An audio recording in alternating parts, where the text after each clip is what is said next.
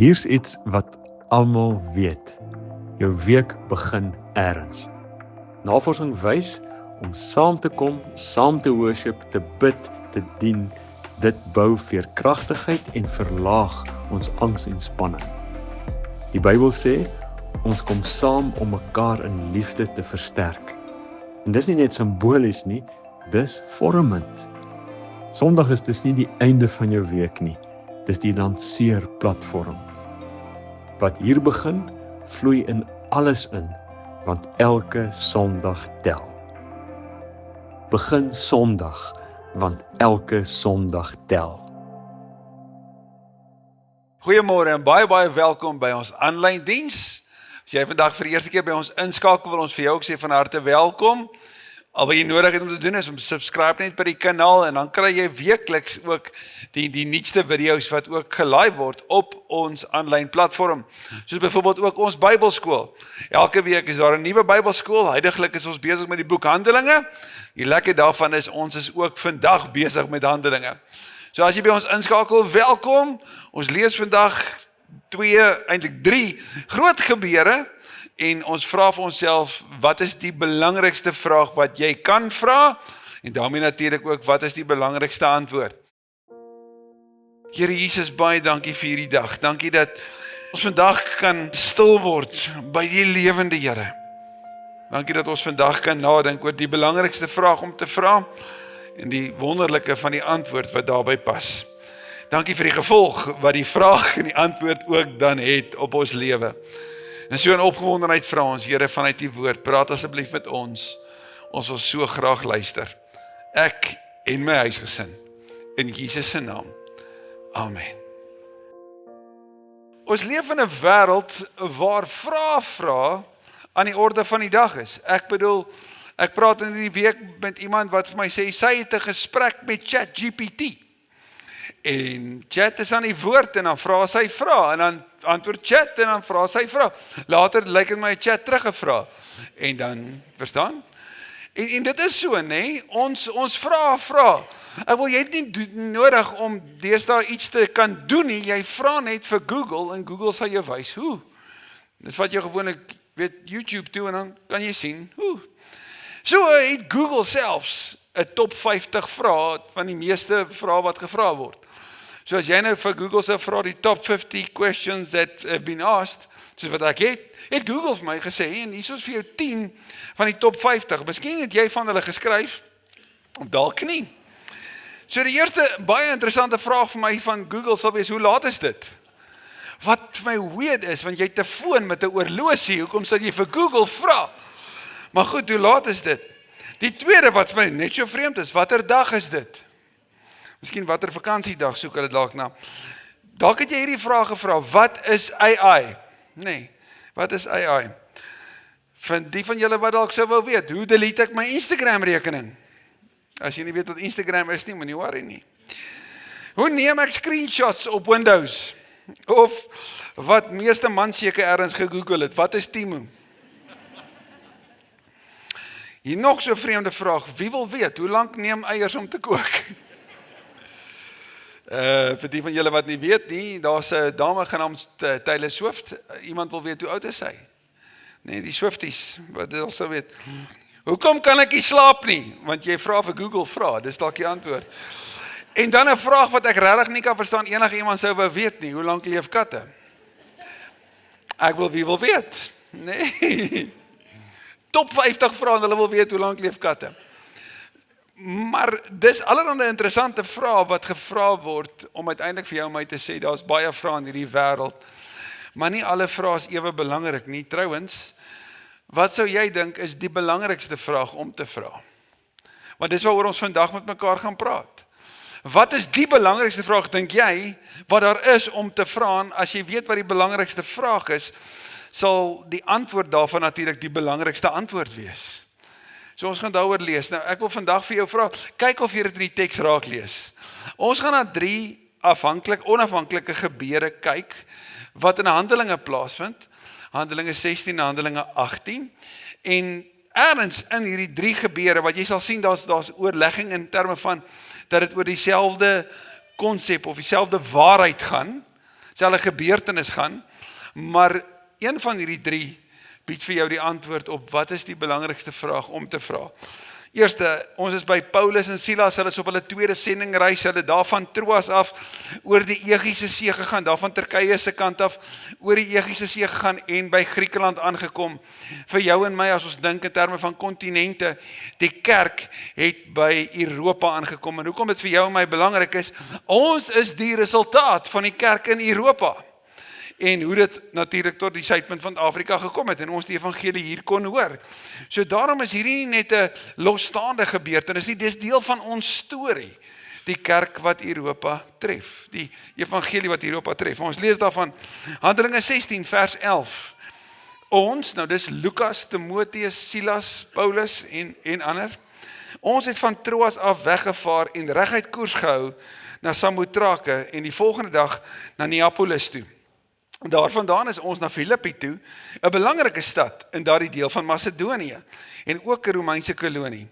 In hierdie stad het ons 'n paar dae gebly. Op die Sabbatdag is ons na die rivier toe buitekant die stadspoort omdat ons gedink het ons daar 'n Joodse bidplek sou kry. Joodse bidplek is vir vroue. As daar meer as 10 mans in 'n dorp, Joodse mans was, sou hulle sinagoge begin het. So net so aanduiding van daar's minder as 10 mans in hierdie Joodse kolonie, maar daar's vroue en hulle is buite by 'n bidplek. Ons het gaan sit en met die vroue gepraat wat daar by mekaar was.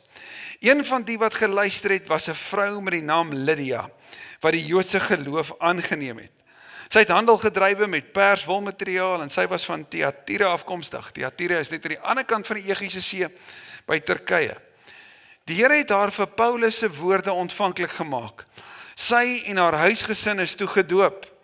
Daarna het sy ons uitgenooi en gesê, aangesien julle daarvan oortuig is dat ek in die Here glo, kom, gaan by my tuis. En sy het ons ooreed om dit te doen. Vers 22 van Handelinge 16. Ons sien dat Paulus en Silas stap deur Filippi en dan gebeur hierdie verhaal. Nadat hulle 'n vrou wat aan waarsêgersgees gehad het, sommige reken sy kon buik spreek, nadat sy daarvan bevry is dit wat met hulle gebeur. Die skare het ook teen hulle gekant geraak. Die stadsbestuur het hulle klere van hulle af laat skeer en beveel dat hulle lyfstraf moes kry. Dis nadat Paulus en Silas deur haar eienaars beskuldig is. En nou op die koop toe vir haar vrymaking vrylating van hierdie gees, bevryding van hierdie gees, word hulle geslaan. Nadat hulle baie geslaan is hulle in die tronk gegooi en die bewaarder het opdrag gekry om hulle streng te bewaak.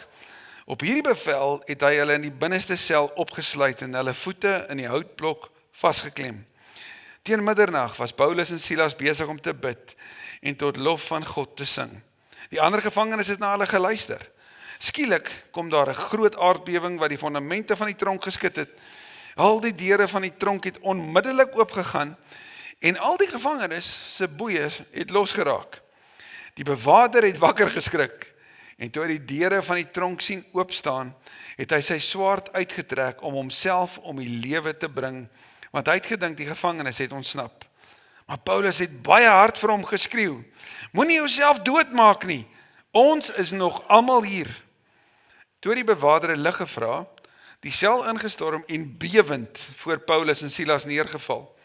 Hy het hulle buitekant toe gevat en gevra, menere, wat moet ek doen om gered te word? Hulle antwoord hom, glo in die Here Jesus en jy sal gered word, jy en jou huisgesin. Hulle het toe die woord van die Here aan hom en aan al die mense in sy huis verkondig. Op daardie uur van die nag het hy vir Paulus en Silas geneem en hulle wonde gewas. Hy en al sy mense is daar en dan gedoop. Toe bring hy hulle na sy huis toe en sit vir hulle 'n ete voor. Hy en sy hele huisgesin was vol blydskap omdat hulle nou in God geglo het. En dan ons derde gedeelte is Handelinge 18 vers 4 tot 8. Die Paulus is in Korinthe en hy is oudergewoonte weer in die sinagoge besig om die evangelie daar ook te deel. Elke Sabbat het hy in die sinagoge met die mense geredeneer en Jode en Grieke probeer oortuig. Nadat Silas en Timoteus van Macedonië afgekom het, het Paulus al sy tyd bestee aan die prediking om die Jode daarvan te oortuig dat Jesus die Christus is. Maar toe hulle aanhou verset en hom beledig, het hy die stof van sy klere afgeskit en vir hulle gesê, as julle verlore gaan, is dit julle eie skuld. Ek aanvaar geen verantwoordelikheid daarvoor nie. Van nou af gaan werk ek onder mense wat nie Jode is nie. Toe het hy die sinagoge verlaat en na die huis toe gegaan van 'n godvreesende man met die naam Titius Justus. Sy huis was net langs die sinagoge. Crispus, die hoof van die sinagoge en sy hele huisgesin het tot geloof in die Here gekom. Ook baie ander mense in Korinthe wat die boodskap gehoor het gelowig geword en is gedoop. Het julle die belangrikste vraag raak gesien in hierdie 3 gebeure wat so dieselfde is? Want in al 3 hierdie gebeure is die beweging van die kerk in Europa, kan ek en jy sien, is 'n beweging wat betrokke of wat gesinne betrokke maak. Ons lees daarvan dat die hele huisgesin is gedoop. Nou die Griekse woord oikos vir huisgesin beteken al die mense wat insluit die slawe wat in die huis is. So as daar slawe van jou was, dan word dit deel gesien as deel van jou huisgesin. En elke keer is daar 'n huisgesin wat gedoop word. Maar in een van die 3 huisgesinne word die belangrikste vraag gevra. Het jy dit gehoor? Kyk, tieners sou dalk oplees, wou julle iets eet. Maar is dit nie, nee. Het jy dit gesien? Dis in die middelste gesin, so tik jy het hom reg. En die vraag is, wat moet ek doen om gered te word? Hierdie is 'n kardinale vraag wat alle godsdienste in hierdie wêreld probeer beantwoord. Sommige sou sê, hou hierdie klomp wette. Jy moet hierdie offers bring, dan sal jy gered word. Ander sou sê nee, hier's hierdie 5 pilare. Jy moet daaraan vashou, jy moet almoses gee, jy moet betrokke wees by die armes, jy moet die gebede bid in 'n sekere rigting, jy moet elke Vrydag op 'n sekere plek wees en jy moet een keer in jou lewe moet jy 'n pelgrimstog deurgaan. Ander sou sê nee, jy word geïnkarneer, jy kom weer en weer en weer totdat jy eers hierdie geleentheid kry waar jy tot verligting kom. Ensovoorts, ensovoorts. Maar sien, nie een van hierdie bied 'n noodsaaklike antwoord wat jy kan sê, hoorie, of 'n bied 'n antwoord wat vir almal van ons kan sê, maar ek stem saam hiermee nie, behalwe nie 'n godsdienst nie, maar 'n beweging, die beweging van Jesus, wat nie gaan oor 'n godsdienst nie, maar oor 'n verhouding met die lewende Here, waarvan Jana net nou ook gepraat het. 'n Lewende, innige, intieme verhouding met die Here. En hierdie verhouding verander alles. En redding kom net vanuit die boodskap wat ons van lees, genaamd die evangelie. Sien, redding is so belangrik, dat Paulus daarvan praat, in Romeine 1, vers 16 en 17, sê hy, ek skaam my nie vir die evangelie, die woord daarvoor is goeie nuus, van Christus nie, want dis 'n krag tot redding vir elkeen wat glo, in die eerste plek die Jood, maar ook die nie-Jood. Interessant, die woord redding daar het te doen met om 'n drenkeling te red. So as ek nou myself sou vind, daar in die Willekeus, net daar in Transkei, in die see, en ek is besig om te verdrink, ek kry my kop net so nou en dan uit, en dit gaan rof, en iemand kom met 'n jetski verby, en gryp my so in die arm, en ruk my op die jetski, en red my, dan kan ek tog nie ergens sê, kyk wat het ek gedoen nie, ek het my hand uitgesteek, sien, as my hand nie uit was nie, sou hy my nie kon vat nie, so ek het aandeel in my redding, nooit, ek sou net kon sê, ek het amper verdrink, en dank die Here, vir die genadige handeling van redding, wat my lewe getref het. Wel, dis redding, om uit die dood, uit die stukke van die dood uit, gered te word, en na lewe toe gebring te word. Paulus sal later daaroor skryf in Romeine 10, wanneer hy sê, as jy met jou mond bely dat Jesus die Here is, en met jou hart glo, dat God hom uit die dood opgewek het, sal jy gered word. Met die hart glo ons, en ons word vrygespreek, met die mond bely ons, en ons word gered. Sien jy, die belangrikste vraag, is hierdie kardinale tema, van hoe word ek gered? As dit die belangrikste vraag is, het ons die belangrikste antwoord. Een wat gans anders is as al die eie pogings wat van hier af probeer om redding te bewerkstellig. Nee, ons het die evangelie van wat God gedoen het. En wanneer Petrus daaroor preek in Handelinge 2, dan sê hy dit as volg. Hy sê, bekeer julle, toe hulle vir hom vra, wat moet ons doen? Toe sê hy vir die Jode, bekeer julle en laat elkeen van julle gedoop word, nie in die bekeringsdoop van Johannes nie, maar in die Christelike doop. elkeen van julle gedoop word in die naam van Jesus Christus. En God sal julle sondes vergewe en julle sal die Heilige Gees as gawe ontvang. Wat God beloof het, is vir julle en vir julle kinders en vir almal wat daar ver is, vir almal wat die Here, ons God, na hom toe sal roep. Petrus praat hier met Jode. Jode het hulle self verstaan as die volk van God. Hulle het ook alles verstaan in terme van gesinne. Deuteronomium 6 byvoorbeeld, met die hele Shema, daarvan vers 4 af. Kom sê dat daar's net een Here. Interessant, daar staan Shema Yisrael, Yahweh, Eloheinu, Yahweh, Echad. 3 keer word die naam van die Here genoem en dan word daar gesê die Here is een. So iets van die 3 eenheid, sommer daar reeds vir jou en my, net om met 'n kantopmerking. Maar die belangrike, net daarna in die Shema, in Deuteronomium 6 sê, hierdie storie van God, moet jy met jou kinders oor praat. In die oggend, in die aand, as jy uitgaan, as jy inkom, praat met hulle die heeltyd daaroor. So die Jode sou verstaan, dat hierdie goeie nuus is vir ons en ons kinders, en ons kinders se kinders. So as 'n seentjie in Jesus se tyd, tydens Pasga, vir sy pappa sou vra, wat vier ons hier? Sal die antwoord wees, toe ons in Egipte was, toe ons deur die Rietsee was, toe ons die 10 gebooie ontvang het. Want sien, die storie word so oorgedra van die een generasie na die ander, en dat jy voel, maar ek was deel daarvan. Want wat God bedoel het, is ook vir my. Die Here van die verbond, die Here wat hom verbind het, die getroue Here, sien ons ook hierin. Maar hoor jy Petrus se woorde? Wat God bedoel het is vir ons en ons kinders en vir almal wat daar ver is. En dis hier waar ek en jy die mooi en die krag van die evangelie sien. Want vir hulle wat daar ver is, beteken dit vir hulle wat nie deel is van die Joodse storie nie. Dit beteken dis vir die vrou by die put, die Samaritaanse vrou in Johannes 4. Wanneer sy hoor Jesus is die beloofde profeet, iemand soos Moses, wat sou kom, hierdie Messias van Deuteronomium 18. En hy sê dit is ek. Dan kom sy tot geloof en sy word dadelik 'n sendeling. Sy gaan nooi aan mense. Sy sê ek het hom gekry. Dan sê hulle later, weet jy, ons glo nou. Ons het eers geglo omdat jy gesê het, maar nou glo ons omdat ons homself gesien het. So dis goeie nuus vir haar. Dis goeie nuus vir die ontmande Ethiopiër van Handelinge 8. Hierdie man uit Afrika wat nêrens inpas nie. Wat die goeie nuus hoor en dan hoor, maar dit is ook vir jou. Jy is deel van God se storie. Hy het nêrens ingepas nie, hy was 'n ontmande Ethiopiër en tog op soek na die waarheid gaan hy na Jerusalem toe en daar by die tempel kry hy 'n teks. Hoe hy dit in die hande gekry het, weet mens nie. Maar wat ons wel weet is, wanneer Filippus by hom aankom, dan wys hy Jesaja 53 wys op Jesus. En hierdie man van ver word 'n man van naby, word deel.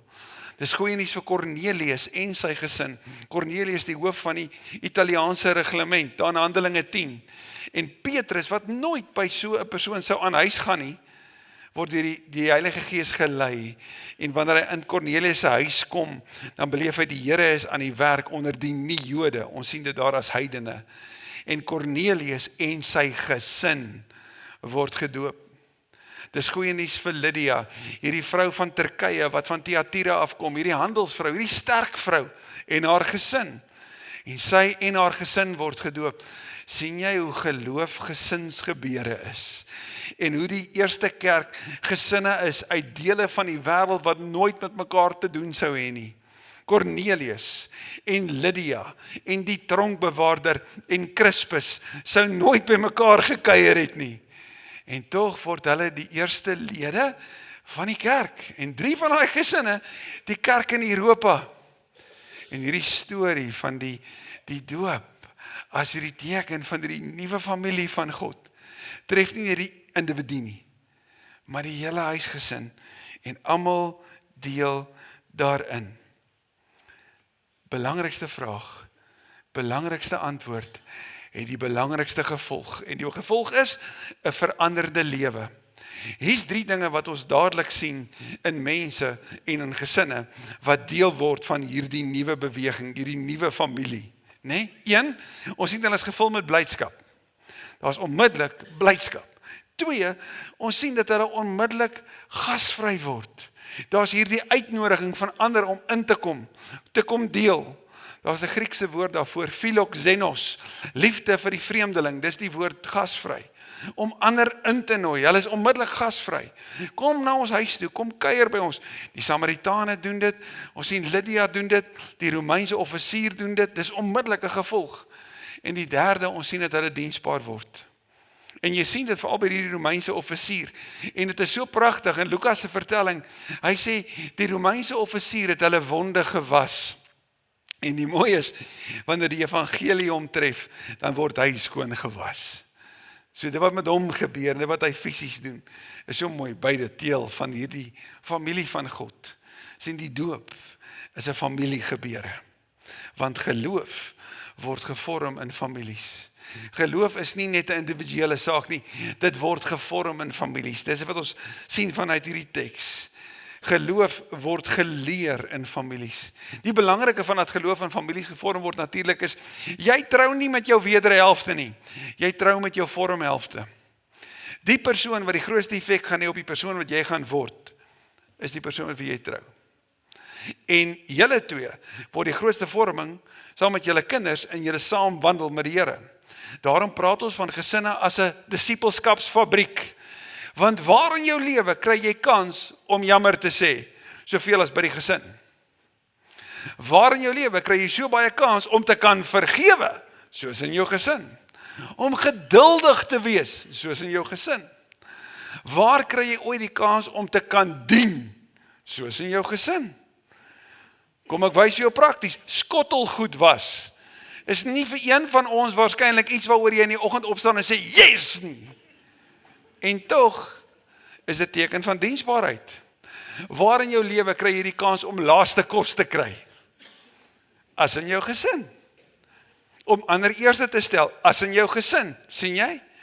So elke liewe ding in ons gesin, wat teen ons gemaksigtigheid, wat teen jou eie willigheid, teen jou wil die heeltyd, ek wil dit my manier hê, wat teen dit werk, die heeltyd, vorm jou al meer na Christus toe. Daarom word geloof in gesinne geleer. Sien, kinders kyk nie net nie, hulle leer wat ons doen en dan volg hulle ons voorbeeld. So as ek Jesus dien, dan mag daar nie 'n onderskeid wees tussen my Sondag mens wees en my Maandag mens wees nie. Hulle moet die konteks die heeltyd sien. Hoorie, maar dis hoe 'n gelowige lyk. En as my pappa 'n gelowige is, dan kyk ek na sy vriende. En hoe my pappa op 'n Sondag in die kerk sing en hoe hy op 'n Maandag of 'n Woensdag by die rugbyveld saam met sy vriende sing en skree vir ons, is dieselfde mens. Dieselfde ooms wat ek in die kerk sien ek by die rugby. En ek sien hulle liefde vir Jesus. En ek wil ook eendag so 'n man wees. Dis hoe dit gevorm word. Dis hoe geloof gevorm word, daarom word dit geleer in gesinne. Geloof word gesien in families, in die manier hoe ons met mekaar omgaan. Wys vir ander mense of Jesus die Here van ons is. En daarom word geloof geleef in families. Jesus kom leer vir ons van die Vader.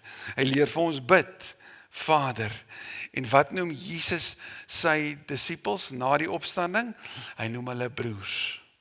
Hy noem hulle nie eers vriende nie, hy noem hulle nie disippels of volgelinge nie, hy noem hulle broers, want hy vestig die familie van God. Kan jy sien hoe mooi is dit? En as ons sê die kerk is 'n familie, dan moet ons dit wys, ons moet dit leer, ons moet dit leef, sodat ander dit kan sien. So vorm ons mekaar met hierdie pragtige boodskap van God se redding. Die belangrikste vraag en die belangrikste antwoord, en dit lei tot die belangrikste gevolg. Dallas Willard som dit so op. Hy sê, immerse them together in the presence of the Trinity, the Father, the Son, and the Holy Spirit. Yes, baptize them in the name. But dear friends, that doesn't just mean getting them wet while you say those names. It means to immerse them in the reality. Deurdrink hulle in die realiteit van die teenwoordigheid van die lewende God. Dis die beste antwoord vir hierdie belangrikste vraag. Kom leef in die teenwoordigheid van die lewende Here. So vandag wil ek vir jou die belangrikste vraag vra wat jy ooit gevra kan word. Is jy gered? Is jy gered? En as jy sê ja, weet jy hoekom? Kan jy sê, Romeine 10 sê vir my, ek bely Jesus Christus is die Here. Ek bely dat hy uit die dood uit opgestaan het. En ek bely dat hy my sonde vergewe het, want ek glo in hom. Ek glo dit met my hart, en ek bely dit met my mond. En daarom leef ek dit. Dat my belydenis en my geloof my redding is. En my redding word sigbaar in my dade, soos Jakobus 2 sê. As jy sê dat jy gered is, dan moet dit wys. Dit moet sigbaar word. Is jy gered? Daar's 'n wêreld daar buite wat nie weet van hierdie vraag nie. Daar's 'n wêreld daar buite wat dalk nie eens weet van die antwoord nie. En ek en jy word gestuur. En dis die beste nuus ooit. Die belangrikste vraag vereis die belangrikste antwoord en lei tot die belangrikste gevolg. Amen. Kom ons bid saam. Here ons Here, terwyl die doopbak hier langs my staan, dank ek U vir U genadige handeling aan die kruis, wat vir ons kinders en vir almal wat daar ver is.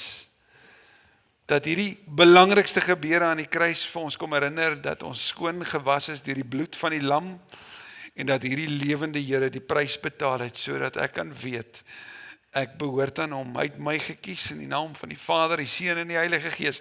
Dis oor my lewe geskryf, dat ek my doop kan vier vandag. Maar Here, dankie dat ons ook al hoe meer kan ontdek wat met ons gebeur het, toe U gesê het, jy is myne. Jy is myne. Dankie dat ons kan groei daarin. U weet dat ons soms sukkel by die huis. Ons sukkel om dit te leef. Ons kry dit soms net verkeerd. En dankie dat U genade vir ons herinner. Ons redding is nie van ons afhanklik nie. Maar help ons, Here, help ons om te onthou wat met my gebeur het die dag toe U gesê het, jy is myne. Help ons om te onthou wat gebeur wanneer ek sê, Here, ek wil U volg. Elke dag. Sodat ons soos Luther kan sê, los my uit Satan, ek's gedoop. Ek behoort aan die Here. En dat my lewe dit jy sal wys. Dankie vir hierdie oggend. En vir die Here wat vanoggend sê, Here, kom red my. Bid ek dat die vergifnis van sonde ook nou in hulle lewe realiteit sal wees. Dat die Here my skoon was van my verlede. Dat die Here in my nuut maak. Dat die Here my vul. Dat ek nou nuut kan leef. Dankie vir hierdie goeie nuus, Here. En vandag wanneer ons bid vir ons gesinne waar geloof geleef word, bid ons U seën toe op hulle. Hoor daarom ook ons lied vandag in Jesus se naam. Amen.